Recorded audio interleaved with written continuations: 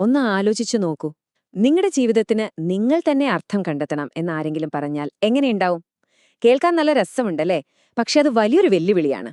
അങ്ങനെ ഒരു വെല്ലുവിളി മുന്നോട്ട് വെച്ച് ഫ്രിഡ്രിക് നീച്ചയുടെ ഏറ്റവും പ്രശസ്തവും ഒരുപക്ഷെ ഏറ്റവും കൂടുതൽ തെറ്റിദ്ധരിക്കപ്പെട്ടതുമായ ഒരു പുസ്തകത്തിലേക്കാണ് നമ്മളിന്ന് കടന്നു ചെല്ലുന്നത്. അതെ, പുസ്തകത്തിന്റെ പേര് സരാതുസ്ത്ര ഇപ്രകാരം അരുൾ ചെയ്തു എന്നാണ്. 19-ാം നൂറ്റാണ്ടിലെ ജർമ്മൻ ഫിലോസഫറായ ഫ്രീഡ്രിക് നീച്ചയുടെ ഒരു മാസ്റ്റർപീസ്. ഇതൊരു ഡ്രൈ ഫിലോസഫി ടെക്സ്റ്റൊന്നുമല്ല കേട്ടോ. ഇതിലെ നീച്ചയുടെ ജീവിതമുണ്ട്, അദ്ദേഹത്തിന്റെ ഏകാന്തത, സൗഹൃദങ്ങൾ, നിരാശകൾ, പ്രതീക്ഷകൾ, ഇതെല്ലാം സരാതുസ്ത്ര എന്നൊരു പ്രവാചകന്റെ വാക്കുകളിലൂടെ നമ്മളോട് സംസാരിക്കുകയാണ്. ദൈവം മരിച്ചു. ഒരുപക്ഷെ നീച്ചയുടെ പേരിനൊപ്പം എപ്പോഴും കേൾക്കുന്ന ഏറ്റവും കൂടുതൽ ആളുകൾ തെറ്റിദ്ധരിച്ചൊരു വാക്യമാണിത്. ഇത് കേൾക്കുമ്പോൾ എന്തോരാഘോഷം പോലെ തോന്നാം, അല്ലേ? പക്ഷേ നീച്ചയെ സംബന്ധിച്ചിടത്തോളം ഇതൊരു സന്തോഷവാർത്തയായിരുന്നില്ല. മറിച്ച് നമ്മുടെയൊക്കെ സംസ്കാരത്തിന്റെ അടിത്തറ ഇളകിപ്പോയി എന്നൊരു ഭയാനകമായ കണ്ടെത്തലായിരുന്നു അത്.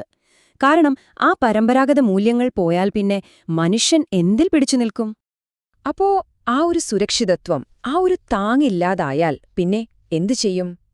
നീച്ച പറയുന്നത് നമ്മളൊരു വലിയ കൊക്കക്ക് മുകളിലൂടെ കെട്ടിയൊരു കയറിൽ നിൽക്കുന്ന പോലെയാണ് എന്നാണ്.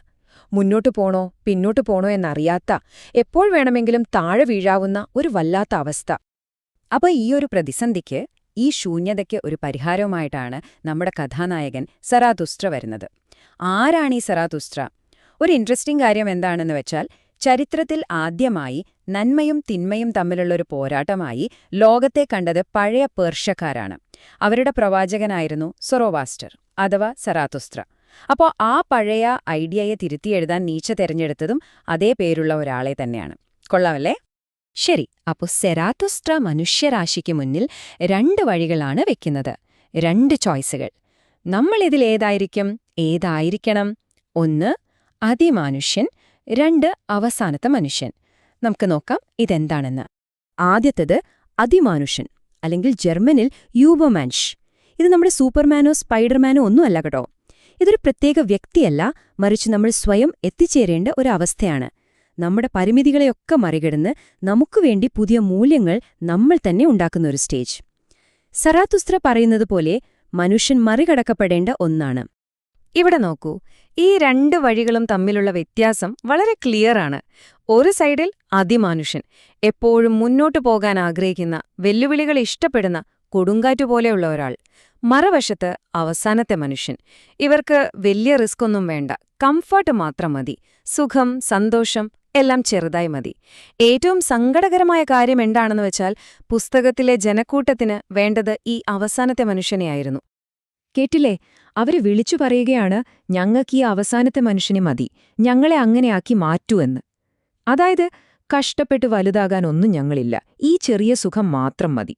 വളർച്ചയുടെ വേദനയേക്കാൾ അവർക്കിഷ്ടം ഒരേയിടത്ത് നിൽക്കുന്നതിലെ ആ ഒരു കംഫർട്ടാണ്. അപ്പൊ ചോദ്യം ഇതാണ്, എങ്ങനെയാണ് നമ്മൾ ഈ അവസാനത്തെ മനുഷ്യനാകാതെ അതിമാനുഷ്യനിലേക്കെത്തുക? അതിന് നീച്ചയൊരു വഴിയും പറയുന്നുണ്ട്. നമ്മുടെ ആത്മാവിന് സംഭവിക്കുന്ന 3 മാറ്റങ്ങൾ. അതിനെയാണ് അദ്ദേഹം 3 രൂപാന്തരീകരണങ്ങൾ എന്ന് വിളിക്കുന്നത്. ഇതൊരു 3 സ്റ്റെപ്പുള്ള പ്രോസസ്സാണ്. ഒന്നാമത്തേത് ഒട്ടകം. അതായത് സമൂഹം നമ്മുടെ തലയിൽ വെച്ച് തരുന്ന എല്ലാ ഭാരവും, നിയമങ്ങളും, നീ അങ്ങനെ ചെയ്യണം ഇങ്ങനെ ചെയ്യണം എന്നുള്ള ഉപദേശങ്ങളുമൊക്കെ ഒന്നും മിണ്ടാതെ ചുമക്കുന്നൊരവസ്ഥ. പിന്നെ ഈ ഒട്ടകം ഒരു സിംഹമായി മാറും. ഇനി എനിക്കിതൊന്നും വേണ്ട എന്നു പറഞ്ഞ് എല്ലാത്തിനോടും പോരാടി സ്വന്തം സ്വാതന്ത്ര്യം പ്രഖ്യാപിക്കും. പക്ഷെ അവിടെയും തീരുന്നില്ല. അവസാനം ഈ സിംഹം ഒരു കുട്ടിയായി മാറും. പഴയതൊക്കെ മറന്ന് പുതിയ കാര്യങ്ങൾ തുടങ്ങുന്ന, പുതിയ മൂല്യങ്ങളുണ്ടാക്കുന്ന ഒരു നിഷ്കളങ്കമായ അവസ്ഥ. ഒരു പുതിയ തുടക്കം. അപ്പോ ഈ മാറ്റങ്ങൾക്കെല്ലാം പിന്നിലെ ഡ്രൈവിംഗ് ഫോഴ്സ് എന്താണ്? എന്താണ് നമ്മളെങ്ങനെ മുന്നോട്ട് തള്ളുന്നത്? വെറുതെ ഒട്ടകമായി ജീവിച്ചു പോയാൽ പോരാ, അതിനൊരു കാരണമുണ്ട്.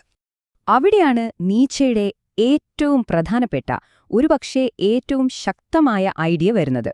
അധികാരത്തിനുള്ള ഇച്ഛാശക്തി, അല്ലെങ്കിൽ വിൽ ടു പവർ. ഇതിന്റെ പേര് കേട്ടിട്ട് ഇത് മറ്റുള്ളവരുടെ മേൽ അധികാരം സ്ഥാപിക്കാനുള്ള ആഗ്രഹമാണെന്ന് തെറ്റിദ്ധരിക്കരുത്. ഒരിക്കലുമല്ല. ഇത് നമ്മളെ തന്നെ ഭരിക്കാനുള്ള, നമ്മളെ തന്നെ മെച്ചപ്പെടുത്താനുള്ള, നമ്മുടെ കഴിവുകളെ വളർത്താനുള്ള ഒരു ആന്തരികമായ പ്രേരണയാണ്. ചുരുക്കി പറഞ്ഞാൽ, ഇന്നലത്തെ നമ്മളെക്കാൾ മികച്ചതാകാനുള്ള ഒരു ഡ്രൈവ്. എല്ലാ ജീവനുള്ളവയ്ക്കും ഇതുണ്ട്. പുസ്തകത്തിൽ ജീവിതം തന്നെ സരാതുസ്ത്രയോട് സംസാരിക്കുന്നുണ്ട്. എന്താ പറയുന്നേന്നോ? നോക്കൂ, ഞാൻ എപ്പോഴും എന്നെ തന്നെ മറികടക്കേണ്ട ഒന്നാണ്. അപ്പോ വെറുതെ സർവൈവ് ചെയ്യുക എന്നതിലല്ല കാര്യം. വളരുക, വികസിക്കുക, സ്വയം മറികടക്കുക. അതാണ് ജീവിതം. അപ്പോ നമുക്കൊന്ന് കണക്ട് ചെയ്ത് നോക്കാം. ദൈവം മരിച്ചു, പഴയ മൂല്യങ്ങൾക്കിനി പ്രസക്തിയില്ല, നമ്മൾ സ്വയം മറികടക്കണം. അതിന് നമ്മളെ സഹായിക്കുന്നത് ഈ അധികാരത്തിനുള്ള ഇച്ഛാശക്തിയാണ്. അപ്പോ പിന്നെ ആരുടെ ഉത്തരവാദിത്തമാണ് നമ്മുടെ ജീവിതത്തിന് അർത്ഥം നൽകുന്നത്? നമ്മുടെ തന്നെ. അത് വലിയൊരു ഭാരം തന്നെയാണല്ലേ? പക്ഷേ ഒരു കാര്യം, നീച്ച പറയുന്നത് ഈ വഴി എല്ലാവർക്കും പറ്റിയെന്ന് വരില്ല എന്നാണ്. ഇത് ഭൂരിപക്ഷത്തെ വിട്ട് ഒറ്റയ്ക്ക് നടക്കാൻ ധൈര്യമുള്ളവർക്ക് വേണ്ടിയുള്ളതാണ്. സ്വന്തമായി പുതിയ വഴികൾ വെട്ടുമ്പോൾ വരുന്ന ഏകാന്തത സഹിക്കാൻ തയ്യാറുള്ളവർക്ക്. നീച്ചയുടെ ഭാഷയിൽ പറഞ്ഞാൽ ഉന്നതരായ മനുഷ്യർക്ക്. കാരണം മനുഷ്യരാശിയുടെ കടമ തന്നെ അങ്ങനെയുള്ളവരെ സൃഷ്ടിക്കുക എന്നതാണ്.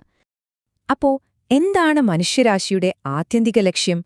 വെറുതെ സുഖമായി ജീവിച്ച് മരിക്കുക എന്നതാണോ? നീച്ച പറയും അല്ല. ലോകത്തിന് പുതിയ മൂല്യങ്ങളും പുതിയ അർത്ഥങ്ങളും നൽകാൻ കഴിവുള്ള അതിമാനുഷ്യരെ ഉണ്ടാക്കാനുള്ള ഒരു പാലം മാത്രമാണ് നമ്മളെല്ലാവരും. അപ്പോ അവസാനം ഈ ചോദ്യം നീച്ച് നമ്മുടെ മുന്നിലേക്കാണ് വെക്കുന്നത്. ഇതുവരെ ഉണ്ടായിരുന്ന മൂല്യങ്ങളെല്ലാം മനുഷ്യനുണ്ടാക്കിയതാണെങ്കിൽ ഇനി നിങ്ങൾ എന്ത് മൂല്യങ്ങളാണ് ഉണ്ടാക്കാൻ പോകുന്നത്? വെല്ലുവിളികളില്ലാത്ത സുഖകരമായ ജീവിതം തിരഞ്ഞെടുത്ത് ആ അവസാനത്തെ മനുഷ്യനാകുമോ? അതോ സ്വയം മറികടന്നു ഒരുപക്ഷെ വീണാലും ആ ഗർത്തത്തിനു മുകളിലെ കയളിലൂടെ മുന്നോട്ട് നടക്കാൻ ശ്രമിക്കുമോ? തീരുമാനം നിങ്ങളുടേതാണ്.